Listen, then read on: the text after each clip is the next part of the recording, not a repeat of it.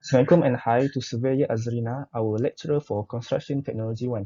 Today I will present my final assessment regarding the case study, and my name is Mohamad Karamie bin Kamil. My ID number is 0346861.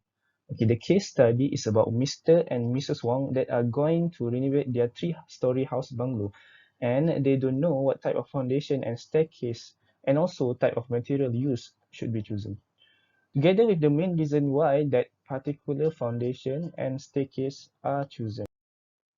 Next, let's take a look at the table of content for my video presentation. Firstly, I'll talk about the factors that affect the type of foundation that should be used, which are type of soil, building design, shallow and deep foundation.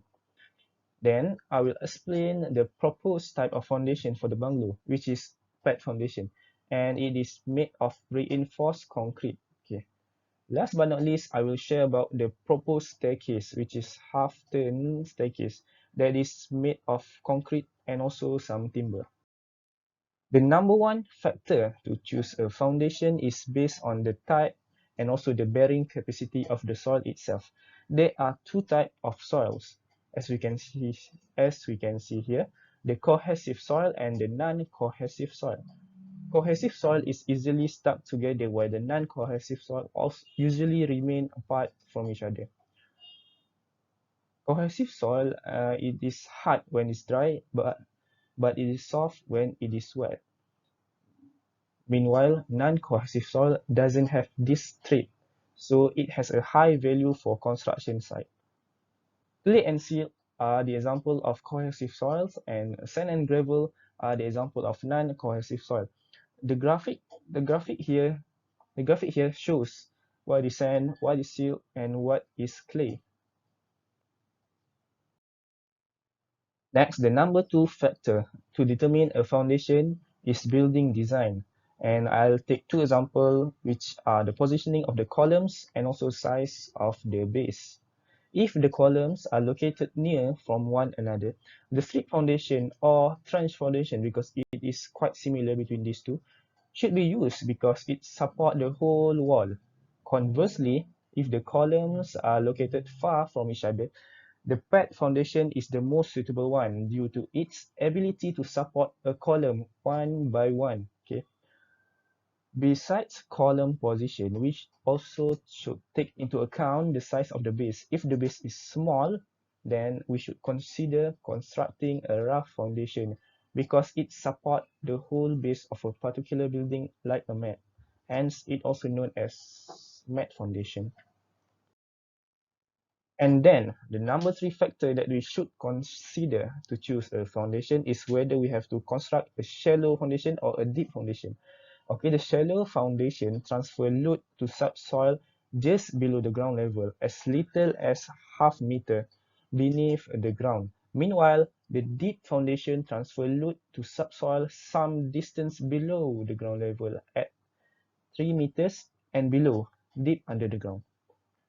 The strip foundation, trench foundation, pad foundation, and also rough foundation are the examples of shallow foundation, while the pile foundation is an example of deep foundation that we have learned.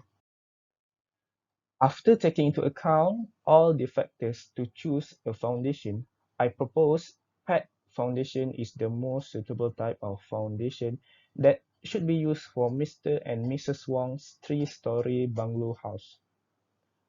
Pad foundation, also known as pad footing or isolated foundation, is a foundation that is constructed one by one to support each column respectively or separately. Pad foundation is the most suitable because columns of a three-story bungalow house is usually located far from each other.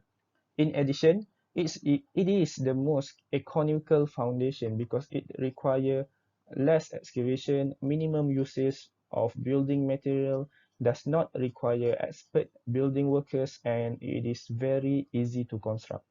Furthermore, it also can be named as spread footing due to its ability to spread concentrated load on the column onto a wider soil area. Additionally, Pad foundation is one of the common foundation used for residential building. And the picture above me shows an example of a pad foundation. Moving on to the material used for the pad foundation. The most suitable material is concrete with steel reinforcement, also known as reinforced concrete. Okay. Concrete is very versatile, durable, and long-lasting, besides being one of the strongest building material in building construction. Besides that, it is very easy to construct, so it does not require any expert builders. For the steel reinforcement, it provides additional strength to the concrete, and the background image depict what is concrete and what is steel. Pad foundation also can be constructed in a few ways, and I decide to construct it as a step pad foundation. As the name suggests, the pad foundation are construct in like steps. Okay, it consists of th- three or two, three or two steps to prevent shear failure between the column and the footing. Thus, strengthen the foundation of Mr. and Mrs. Wong's three-story bungalow house. For the staircase, I propose to build a half-turn staircase. It has two parallel flights of stairs joined together by a landing that provides a 180-degree turn in the walk line as portrayed in the graphic above me. Okay. It also commonly known as a U-shaped staircase or switchback staircase. This staircase require less space. Therefore, it provides more space in Mr. and Mrs. Wong's three-story bungalow house. Afton staircase is also very compact and easy to locate in a residential building. Moreover, it has an extra space just below the flight of stairs, just like you can see, and it is suitable to make a storeroom or anything similar to storeroom. Lastly, the mid-walk line provide a resting point partway up and down the stairs, thus preventing the risk of serious injury if things go sideways. For example, if we slip on the staircase, we will stop at halfway of the stairs. So, the material used to construct the half-turn staircase is mainly concrete and also some timber for aesthetic purposes. Concrete is a very strong building material, has a durability and versatility, and the most economical building materials in building construction. On the other hand, timber is used to make handrail, baluster, newel cap, a base rail, and nosing. These all are some component of the stairs. It also provide more friction, so it can prevent any risk of falling or skidding. It simply saying it make the surface less slippery. In addition, it can provide aesthetic elements by carving as per request by the client, or in this case, Mr. and Mrs. Wong. Lastly, timber comes in various design, textures, and colors, so they can have many choice when choosing the most suitable staircase. I mean, the main staircase for their three-story bungalow house. And this is my reference, all from websites in the internet. So that's all from me. Thank you.